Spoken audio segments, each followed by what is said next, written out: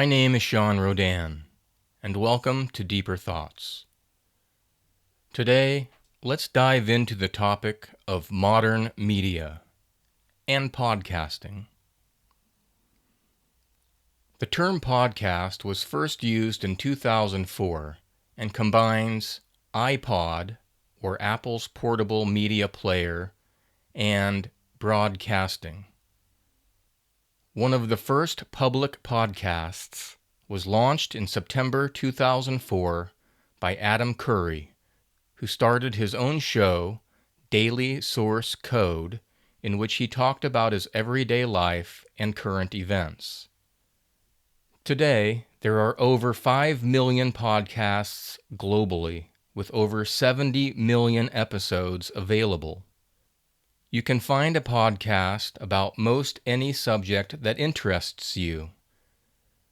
Technology, comedy, art, interviews, sports, business, cooking, and relationship advice are just a few of the podcast genres available. Why are podcasts important for society today? Most governments are composed of 3 pillars of power: the executive, or president, the legislative, or those who create laws, and the judicial, or those who uphold the laws. The mainstream media is referred to as the Fourth Estate. In America, the First Amendment of the Constitution is freedom of speech and the press. This means that a free press functions as a watchdog that can investigate and report on government wrongdoing. This is good in theory. However, big media often act as a gatekeeper, which means it has the power to expose news or keep news a secret from the public. As money can corrupt most people and businesses, it is often found that news stations do not always report truthful stories.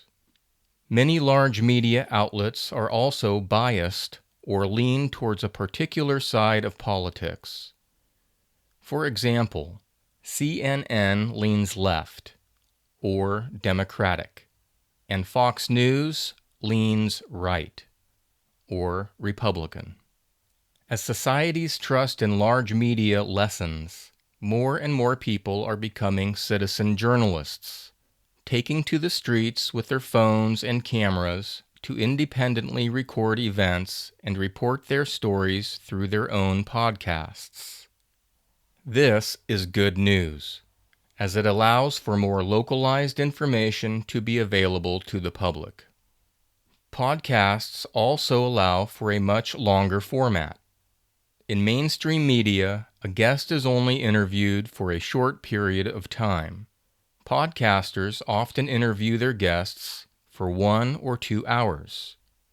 This allows for a more in-depth discussion, as the guest, who may be an expert in his or her field, can fully explain their point of view. Do you have a favorite podcast? If not, maybe you should start your own.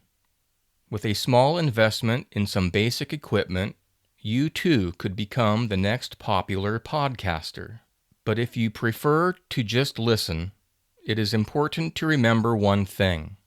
Just as you must be vigilant with news from mainstream news, you must do the same with the podcasts you listen to, even with the one you are listening to now.